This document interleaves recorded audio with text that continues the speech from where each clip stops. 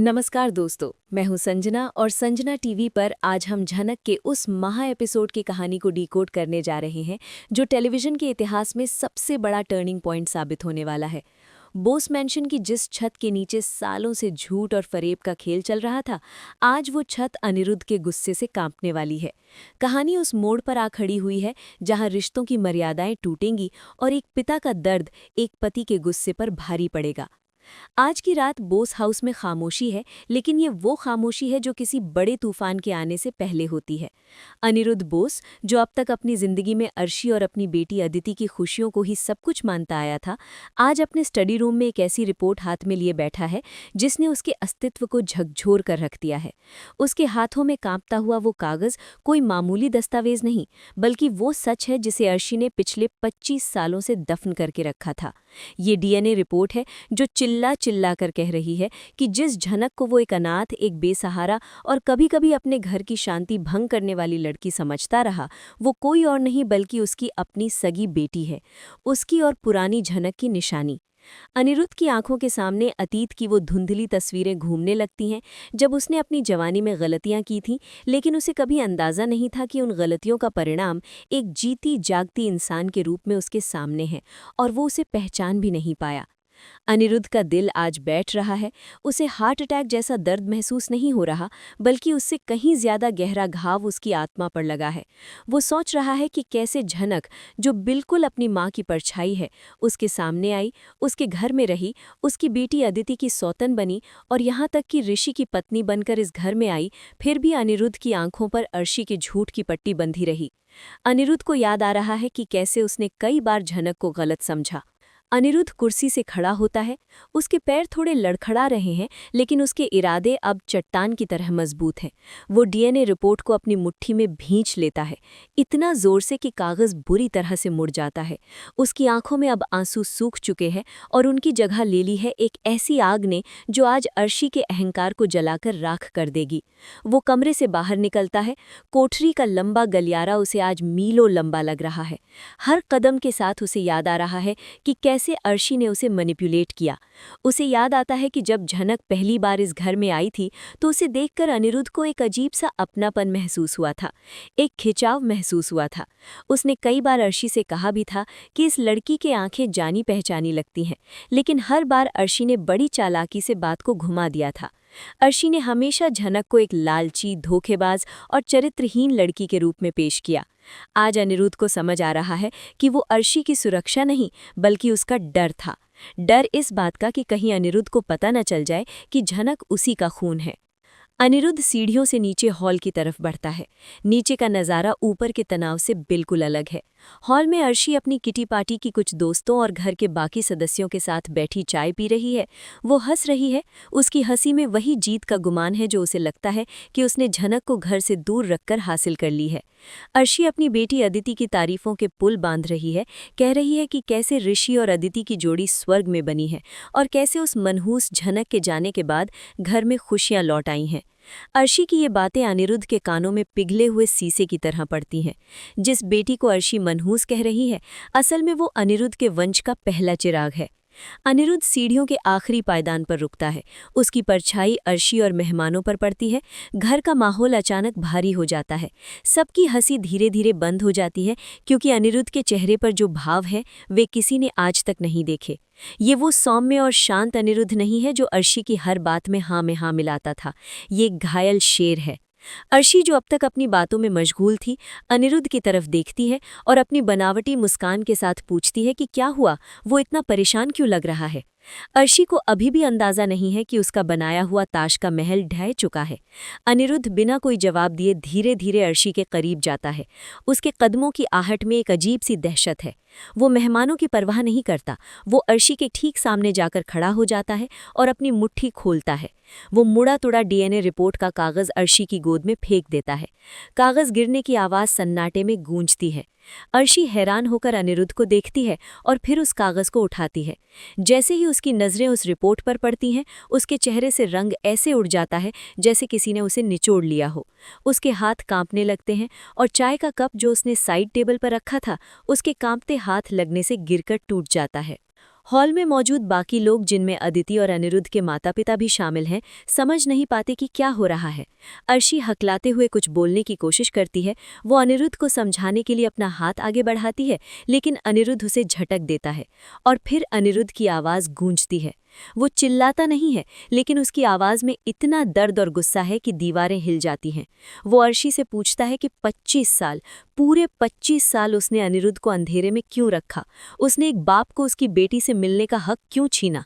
अनिरुद्ध अर्शी की आंखों में आंखें डालकर कहता है कि उसने सिर्फ एक सच नहीं छुपाया, बल्कि उसने अनिरुद्ध की पूरी जिंदगी को एक झूठ बना दिया। अनिरुद्ध को बताता है कि उसे अब समझ आ गया है कि क्यों अर्शी झनक से इतनी नफरत करती थी। वो नफरत झनक के लिए नहीं थी, वो नफरत अनिरुद्ध के अतीत के लिए थी, और उस डर के लिए कि कहीं अनिरुद्ध को पता न चल जाए कि झनक उसी का खून है। अर्शी अब भी हार मानने को तैयार नहीं है। वो जानती है कि अगर उसने अभी बाजी नहीं संभाली तो सब खत्म हो जाएगा। वो अपना पुराना पैंतरा अपनाती है, विक्टिम कार्ड खेलने का। वो रोने का नाटक करते हुए कहती है कि ये सब झूठ है, ये रिपोर्ट गलत है, झनक ने ही कोई चाल चली होगी, वो जादू टोना जानती है, वो अनिरुद्ध को फंसाना चाहती है। वो चिल्लाती है कि वो औरत मर चुकी है, लेकिन अपनी परछाई छोड़ गई है हमारा घर बर्बाद करने के लिए। अर्शी कोशिश करती है कि वो अनिरुद्ध का ध्यान भटका सके। वो अदिति का नाम लेती है कि देखो हमारी बेटी कितनी डरी हुई है, लेकिन आज अनिरुद्ध भावनात्मक ब्लैकमेल में आने वाला नहीं है। वो अर्शी को चुप करा देता है। वो कहता है कि बस बहुत हो गया। वो अर्शी को याद दिलाता है कि कैसे ऋषि और झनक की शादी टूटने के वक्त भी अर्शी ने ही सबसे बड़ी भूमिका निभाई थी। ये एक बहुत बड़ा खुलासा है जो संजना टीवी के दर्शकों को हिलाकर रख देगा। अनिरुद्ध सबके सामने कहता है कि उसे पता चल गया है कि ऋषि और झनक के बीच जो गलतफहमी हुई थी वो कुदरती नहीं थी, वो अर्शी की रची हुई साजिश थी। अर्शी ने ही ऋषि के दिमाग में ये बात भरी थी कि झनक उसके लायक नहीं है या झनक का किसी और के साथ चक्कर है। अनिरुद्ध कहता है कि तुमने अपनी सगी बेटी अदिति का घर बसाने के लिए मेरी दूसरी बेटी की जिंदगी की बलि चढ़ा दी। तुमने एक बहन का घर उजाड़कर दूसरी बहन का घर बसाया। क्या तुम्हें नींद कैसे आई अर्शी? अनिरुद्ध का ये रूप देखकर अदिति भी सन्न रह जाती है। उसे अपनी मां पर जो अंधा विश्वास था उसमें दरार पड़ने लगती है। अदिति को पहली बार महसूस होता है कि शायद झनक उतनी बुरी नहीं थी जितना उसे बताया गया था। अनिरुद्ध का गुस्सा अब चरम पर है। वो अर्शी का हाथ पकड़ता है और उसे घर के दरवाजे की तरफ खींचता है। वो कहता है कि जिस औरत के दिल में ममता के नाम पर इतना जहर भरा हो, उसे इस घर में रहने का कोई हक नहीं है। अर्शी गिड़गिड़ाती है। वो अनिरुद्ध के पैर पकड़ने की कोशिश करती है। वो कहती है कि उसने जो भी किया अपने परिवार को बचाने के लिए किया। वो कहती है कि वो नहीं चाहती थी कि अनिरुद्ध का अतीत उसके वर्तमान पर हावी हो, लेकिन अनिरुद्ध कहता है कि तुमने परिवार नहीं बचाया, तुमने परिवार को धोखा दिया है। अनिरुद्ध कहता है कि आज से, अभी से झनक का इस घर पर उतना ही हक है जितना अदिति का, और अगर अर्शी को ये मंजूर नहीं तो वो ये घर छोड़ सकती है। ये दृश्य बहुत ही मार्मिक है। एक तरफ अर्शी है जो अपनी सामाजिक प्रतिष्ठा और घमंड के टूटने से डरी हुई है, और दूसरी तरफ अनिरुद्ध है जो एक पिता के रूप में जाग उठा है। लेकिन कहानी में अभी एक और बड़ा मोड़ आना बाकी है। ठीक उसी वक्त जब अनिरुद्ध अर्शी को धक्के मारकर निकालने ही वाला होता है, दरवाजे पर ऋषि आ जाता है। ऋषि, जो पुलिस की वर्दी में है, इस तमाशे को देखकर हैरान रह जाता है। उसे समझ नहीं आता कि उसके ससुर उसकी सासू माँ के साथ ऐसा व्यवहार क्यों कर रहे हैं। ऋषि बीच बचाव करने आता है और अनिरुद्ध को रोकता है। वो पूछता है कि बाबा, ये क्या कर रहे हैं आप? माँ ने क्या किया है? ऋषि का सवाल अनिरुद्ध को एक पल के लिए रोकता है। अनिरुद्ध ऋषि की तरफ देखता है। उसकी आंखों में दया और क्रोध दोनों है। वो सोचता है कि क्या वो ऋषि को भी सच बता दे? क्या ऋषि ये बर्दाश्त कर पाएगा कि उसने जिस झनक को तलाक दिया वो असल में अनिरुद्ध की बेटी थी और अर्शी की साजिश का शिकार हुई थी? अनिरुद्ध एक गहरी सांस लेता है। वो ऋषि से कहता है कि हटो रास्ते से ऋषि, आज मुझे कोई नहीं रोक सकता। आज पाप का घड़ा भर चुका है। लेकिन तभी अदिति दौड़कर आती है और अपने पिता के सामने खड़ी हो जाती है। वो रोते हुए कहती है कि पापा प्लीज माँ को मत निकालिए, अगर माँ ने कुछ छुपाया भी तो हम बैठकर बात कर सकते हैं। अदिति का रोना अनिरुद्ध के कदम रोक देता है, लेकिन उसका मन नहीं बदलता। वो अदिति के सिर पर हाथ रखता है और कहता है, बेटा, आज अगर मैं चुप रहा तो उस दूसरी बेटी के साथ अन्याय होगा जो सड़कों पर धक्के खा रही है, जबकि वो इस महल की राजकुमारी है। अनिरुद्ध का ये इशारा अदिति को चौंका देता है। दूसरी बेटी? अदिति बुदबुदाती है। माहौल एकदम तनावपूर्ण है। अर्शी जमीन पर बैठकर रो रही है। उसका मेकअप खराब हो चुका है, उसका अहंकार टूट चुका है। अनिरुद्ध घोषणा करता है कि वो अभी इसी वक्त झनक को लेने जाएगा। वो कहता है कि वो अपनी बेटी को अब एक पल भी अनाथों की तरह नहीं रहने देगा। वो उसे उसका खोया हुआ सम्मान, उसका नाम और उसका पिता लौटाएगा। अनिरुद्ध ऋषि की तरफ मुड़ता है और कहता है, ऋषि, अपनी गाड़ी निकालो, हमें झनक के पास जाना है और तुम्हें भी साथ चलना होगा क्योंकि तुम्हें भी कुछ सच जानने की जरूरत है। ऋषि असमंजस में है, लेकिन अनिरुद्ध का आदेश और चेहरे की गंभीरता देखकर वो मना नहीं कर पाता। अर्शी पीछे से चिल्लाती है, अनिरुद्ध को रोकने की कोशिश करती है, लेकिन अनिरुद्ध मुड़कर भी नहीं देखता। रात का अंधेरा गहरा चुका है और शहर की सड़कों पर सन्नाटा है, लेकिन ऋषि की पुलिस जीप के अंदर का शोर बाहर के सन्नाटे से कहीं ज्यादा भयानक है। ऋषि गाड़ी चला रहा है, उसके हाथ स्टीयरिंग पर कस गए हैं। उसके दिमाग में अनिरुद्ध की बातें हथौड़े की तरह बज रही हैं। वो बार बार रियर व्यू मिरर में अनिरुद्ध को देखता है, जो पिछली सीट पर बैठा है, खिड़की से बाहर देखते हुए, जिसकी आंखों से आंसू थमने का नाम नहीं ले रहे। ऋषि की हिम्मत नहीं हो रही कि वो कुछ पूछे, लेकिन एक पुलिस ऑफिसर होने के नाते उसकी जिज्ञासा और उसका तर्क उसे चुप रहने नहीं दे रहा। आखिरकार ऋषि चुप्पी तोड़ता है। वो पूछता है, बाबा, आपने माँ के साथ ऐसा क्यों किया और हम झनक के पास क्यों जा रहे हैं? हमारा उससे अब कोई रिश्ता नहीं है। ये सवाल अनिरुद्ध के दिल पर तीर की तरह लगता है। अनिरुद्ध की नजरें सड़क से हटकर ऋषि पर टिक जाती हैं। वो एक गहरी सांस लेता है, ऐसी सांस जिसमें 25 साल का बोझ है। अनिरुद्ध ऋषि से कहता है, ऋषि, तुम कानून के रखवाले हो, सबूतों पर चलते हो ना, तो आज मैं तुम्हें वो सबूत देता हूँ जो तुम्हारी जिंदगी बदल देगा। अनिरुद्ध अपनी जेब से वो मुड़ी हुई डीएनए रिपोर्ट निकालता है और ऋषि की बगल वाली सीट पर रख देता है। ऋषि गाड़ी की लाइट जलाकर उस रिपोर्ट पर एक नज़र डालता है। गाड़ी की रफ्तार धीमी हो जाती है। जैसे जैसे ऋषि उस रिपोर्ट को पढ़ता है, उसके चेहरे पर पसीना आने लगता है। फादर अनिरुद्ध बोस, डॉटर झनक।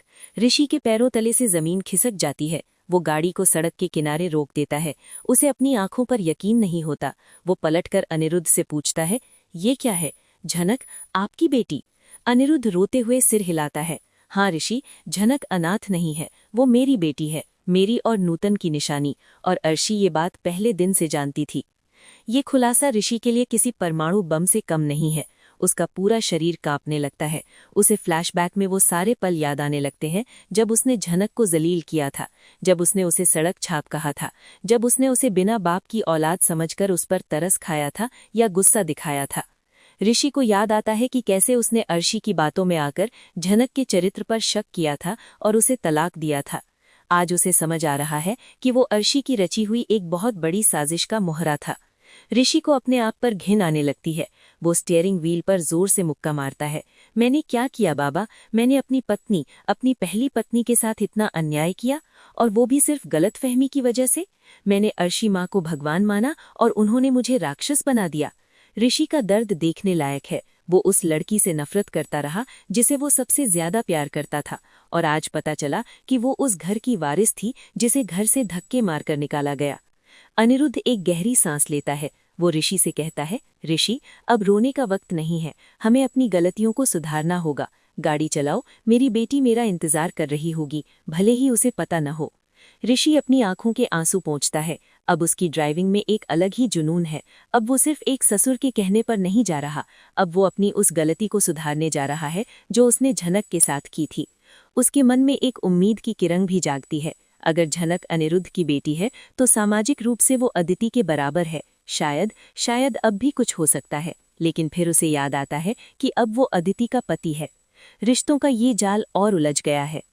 दृश्य बदलता है। हम शहर के एक बहुत ही साधारण और छोटे से इलाके में पहुंचते हैं। एक पुरानी सी इमारत की छत पर झनक खड़ी है। हवा तेज चल रही है और उसका दुपट्टा हवा में लहरा रहा है। झनक की आंखों में एक खालीपन है। उसके हाथ में एक छोटा सा बैग है। ऐसा लग रहा है कि उसने फैसला कर लिया है कि वो ये शहर, ये यादें और ये अपमान छोड़कर हमेशा के लिए दूर चली जाएगी। वो आसमान की तरफ देखती है और अपनी माँ से बातें करती है। माँ, मैं हार गई। मैंने अपनी लड़ाई पूरी ईमानदारी से लड़ी, लेकिन शायद मेरी किस्मत में सिर्फ इल्जाम लिखा है। अनिरुद्ध सर ने भी कभी मुझे नहीं समझा, और ऋषि सर, वो तो अब किसी और के हो गए हैं। झनक की आवाज में दर्द है। वो रेलिंग के पास जाती है। नीचे शहर की रोशनी उसे चिढ़ा रही है। वो मुड़ती है और सीढ़ियों की तरफ जाने लगती है ताकि स्टेशन जा सके। तभी नीचे सड़क पर एक जीप के रुकने की तेज आवाज आती है। झनक रुक जाती है। वो सायरन की आवाज़ पहचानती है। ये ऋषि की गाड़ी है। उसका दिल जोर से धड़कने लगता है। वो यहाँ क्यों आए हैं? क्या अब मुझे गिरफ्तार करने आए हैं? क्या अर्शी मैम ने कोई नई कहानी बना दी? झनक डर जाती है। वो कोने में छुपने की कोशिश करती है, लेकिन सीढ़ियों पर भारी कदमों की आहट सुनाई देती है। अनिरुद्ध, जो अपनी उम्र और सेहत की परवाह किए बिना सीढ़ियां चढ़ रहा है, हाँफते हुए छत पर पहुंचता है। उसके पीछे ऋषि है, जिसका सिर झुका हुआ है। अनिरुद्ध की नज़र कोने में खड़ी झनक पर पड़ती है। झनक सहम जाती है। वो हाथ जोड़कर कहती है, सर प्लीज़ मुझे जाने दीजिए, मैं शहर छोड़ रही हूँ। मैं अब आप लोगों की ज़िंदगी में कभी नहीं आऊँगी। अदिति और ऋषि सर खुश रहें, मैं बस यही चाहती हूँ। झनक की ये बातें अनिरुद्ध के दिल को छलनी कर देती हैं। अनिरुद्ध धीरे धीरे उसके पास जाता है। झनक पीछे हटने लगती है। अनिरुद्ध अपना हाथ आगे बढ़ाता है, लेकिन इस बार आशीर्वाद देने के लिए नहीं, बल्कि भीख मांगने के लिए। अनिरुद्ध घुटनों के बल बैठ जाता है। ये दृश्य देखकर झनक के होश उड़ जाते हैं। बोस परिवार का मुखिया अनिरुद्ध बोस उसके सामने घुटनों पर। सर, ये आप क्या कर रहे हैं? उठिए प्लीज, ये पाप लगेगा मुझे, झनक लोते हुए कहती है और उन्हें उठाने की कोशिश करती है। अनिरुद्ध उसका हाथ पकड़ लेता है और अपने माथे से लगा लेता है। अनिरुद्ध की रुलाई फूट पड़ती है। वो कहता है, सर मत कहो, प्लीज सर मत कहो, पापा कहो, बाबा कहो। झनक को लगता है उसने गलत सुना। वो हैरान होकर ऋषि की तरफ देखती है। ऋषि की आंखों में आंसू हैं और वो सहमति में सिर हिलाता है। अनिरुद्ध खड़ा होता है और झनक के चेहरे को अपने हाथों में लेता है। वो कहता है, मुझे माफ़ कर दे बेटा, मैं अंधा था। तू मेरी आंखों के सामने थी, बिल्कुल नूतन जैसी, और मैं तुझे पहचान नहीं पाया। तू अनाथ नहीं है झनक, तू अनिरुद्ध बोस की बेटी है। तू मेरी खून है। हवा रुक सी जाती है। झनक के कानों में ये शब्द गूंजते हैं, बेटी। वो शब्द जिसके लिए उसने पूरी जिंदगी तरस खाया। उसकी माँ ने उसे कभी बाप का नाम नहीं बताया था। आज वो बाप उसके सामने खड़ा है। झनक को यकीन नहीं होता। वो लड़खड़ाती है। अनिरुद्ध उसे संभालता है और उसे अपने सीने से लगा लेता है। ये एक बाप और बेटी का मिलन है जो दर्शकों की आंखों में बाढ़ ला देगा। अनिरुद्ध उसे कसकर गले लगाता है, जैसे वो उसे दोबारा खोने से डर रहा हो। ऋषि दूर खड़ा ये सब देख रहा है। उसे खुशी है कि झनक को उसका हक मिला, लेकिन साथ ही उसे इस बात का गहरा पछतावा है कि उसने झनक को कितना दुख दिया। झनक रोते हुए पूछती है, क्या ये सच है?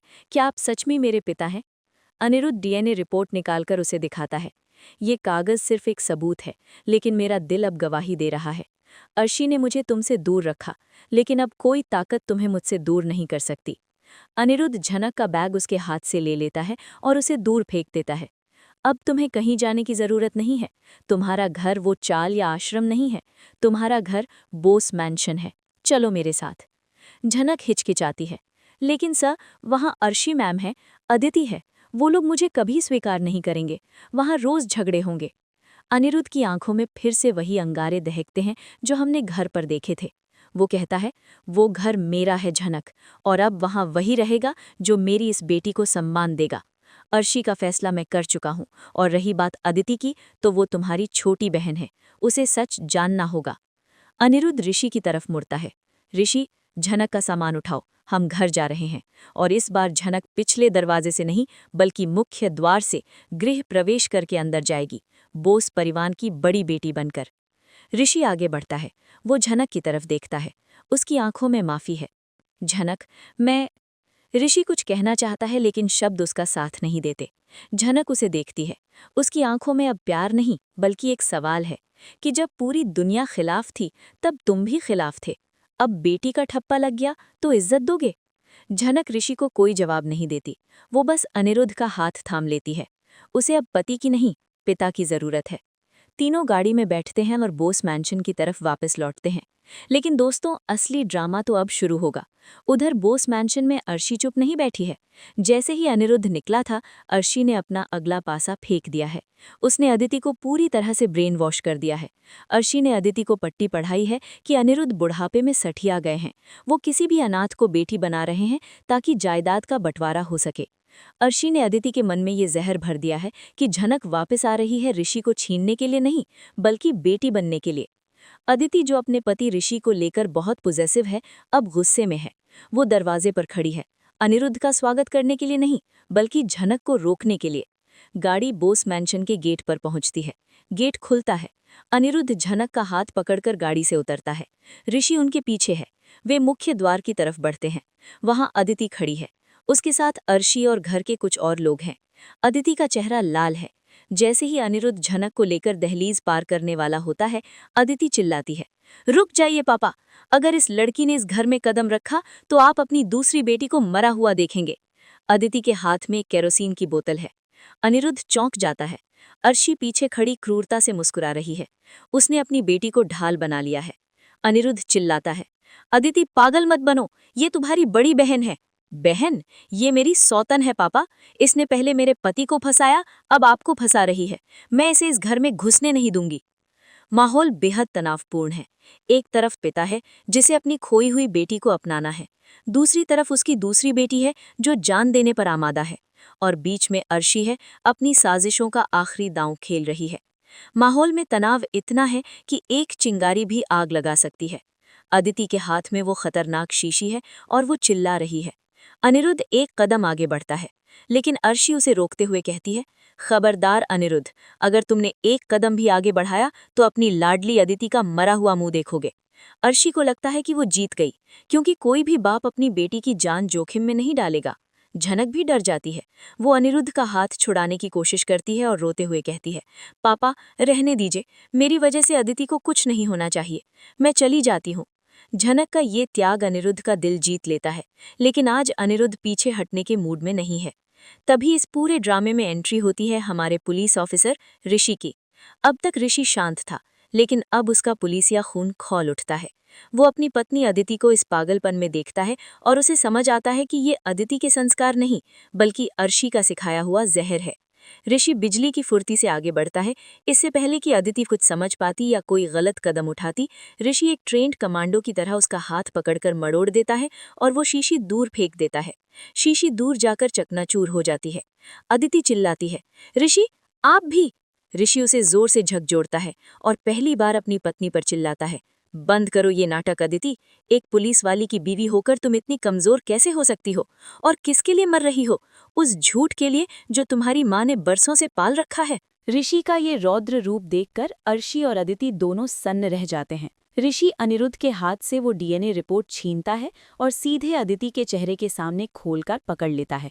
वो कहता है, पढ़ो ऐसे, जिस लड़की को तुम सौतन समझकर नफरत कर रही हो वो तुम्हारी बड़ी बहन है, तुम्हारे ही पिता का खून है, और जिस माँ के कहने पर तुम जान देने चली थी, उस माँ ने तुमसे ये सच छुपाया ताकि वो अपनी सत्ता कायम रख सके। अदिति की नज़रें उन अक्षरों पर जम जाती हैं, अनिरुद्ध बोस और झनक। अदिति का सिर चकराने लगता है। वो विश्वास नहीं कर पाती। वो धीरे से अर्शी की तरफ देखती है। अर्शी नज़रें चुराने लगती है और यही अर्शी की सबसे बड़ी हार है। अदिति समझ जाती है कि ऋषि सच बोल रहे हैं। अर्शी घबरा जाती है। वो सफाई देने की कोशिश करती है, अदिति बेटा मेरी बात सुन, मैंने ये सब तेरे भविष्य के लिए किया। लेकिन अदिति, जो अब तक माँ की कठपुतली थी, आज टूट जाती है। वो अर्शी का हाथ झटक देती है और पीछे हट जाती है। आपने मुझे धोखा दिया माँ, आपने मुझे बताया क्यों नहीं कि मेरी एक बहन भी है? आपने मुझे पाप का भागीदार बनाया। अदिति का ये सवाल अर्शी को अंदर तक भेद देता है। अनिरुद्ध ये सब देख रहा है। वो अदिति के पास जाता है और कहता है, बेटा गलती तुम्हारी नहीं है, तुम्हें अंधेरे में रखा गया था, लेकिन अब उजाला हो चुका है। झनक तुम्हारा हक मारने नहीं आई, वो बस अपना पिता और अपना परिवार मांगने आई है। अब रास्ता साफ है। अनिरुद्ध झनक की तरफ मुड़ता है। झनक अभी भी सहमी हुई है। अनिरुद्ध अपने घर के मुख्य द्वार पर रखे पानी से भरे कलश की तरफ इशारा करता है।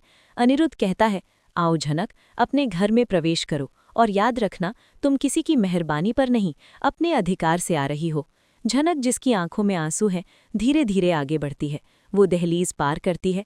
जैसे ही उसका पैर घर के अंदर पड़ता है, ऐसा लगता है जैसे घर की ऊर्जा बदल गई हो। ये सिर्फ एक लड़की का अंदर आना नहीं है, ये सत्य की जीत है। अंदर आकर झनक सीधे घर के मंदिर की तरफ जाती है। वो भगवान के सामने माथा टेकती है। पूरा परिवार, दादी, चाचा चाची, सब खामोश खड़े हैं। उन्हें समझ नहीं आ रहा कि कैसे रिएक्ट करे। अनिरुद्ध सबके सामने घोषणा करता है, आज से झनक इस घर की बड़ी बेटी है। जो सम्मान अदिति को मिलता है वही झनक को मिलेगा। और अर्शी, अनिरुद्ध की आवाज़ सख्त हो जाती है, तुम इस घर में रह सकती हो क्योंकि तुम अदिति की माँ हो, लेकिन आज से इस घर के फैसलों में तुम्हारी कोई जगह नहीं होगी। तुम्हारी साजिशों का अंत हो चुका है। अर्शी अपमान के घूंट पीकर रह जाती है। वो कोने में खड़ी होकर झनक को घूर रही है। उसकी आंखों में अभी भी बदले की आग है, लेकिन फिलहाल उसके हाथ बंधे हुए हैं। कहानी का सबसे इमोशनल और कॉम्प्लिकेटेड सीन अब आता है। ऋषि, जो ये सब देख रहा है, धीरे धीरे झनक के पास जाता है। उसे लगता है कि अब जब अनिरुद्ध ने झनक को अपना लिया है तो शायद ऋषि के लिए भी माफ़ी का रास्ता खुल गया है।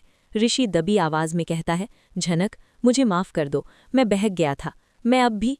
लेकिन इससे पहले कि ऋषि अपनी बात पूरी करता, झनक अपना हाथ उठाकर उसे रोक देती है।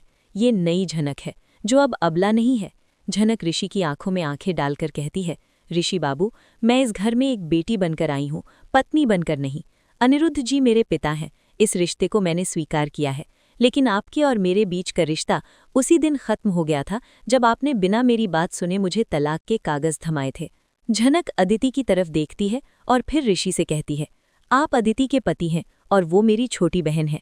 अब मेरे और आपके बीच सिर्फ यही एक रिश्ता है, जीजाजी और साली का। इससे ज्यादा कुछ उम्मीद मत रखिएगा। झनक का ये डायलॉग संजना टीवी के दर्शकों को तालियां बजाने पर मजबूर कर देगा। ऋषि का चेहरा उतर जाता है। उसे अपनी गलती का एहसास होता है कि कांच एक बार टूट जाए तो जुड़ तो सकता है, लेकिन दरार रह जाती है।